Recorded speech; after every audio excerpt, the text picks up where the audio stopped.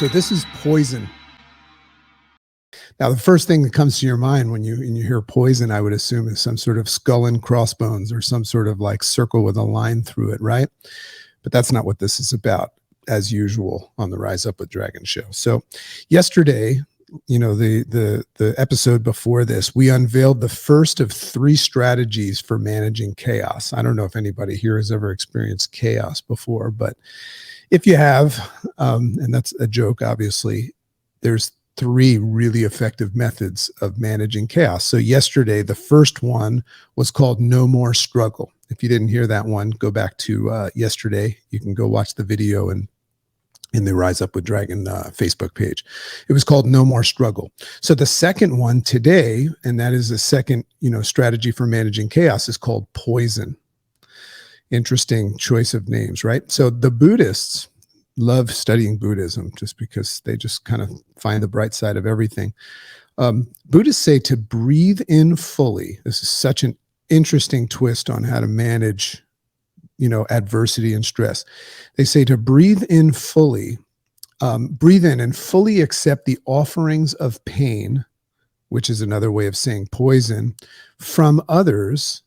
So that they're saying that as people delve out bullshit and pain, other people that come across and you interface with today, breathe it in fully and accept those offerings of pain with the purpose of better understanding them when breathing in. So it's like you don't have to accept it, but you're breathing it in with the intention of better understanding them. That's a practice of empathy.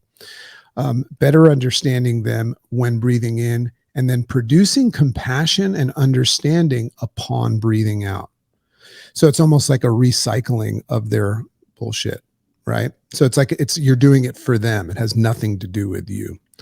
So with a full intention, this practice, full intention to understand them, not absorb their stuff as your own, but just understand them. So poison, this concept of poison that people are delving out, comes in 3 different forms throughout your day. And here they are, if you want to write them down. Poison comes in 3 forms. Passion, which includes cravings and addictions. So that's a form of poison. Aggression, and then there's ignorance. I think there's a lot of that going on, right? But somebody could present you with ignorance today, and that includes denial or the tendency to shut down. Ignorance.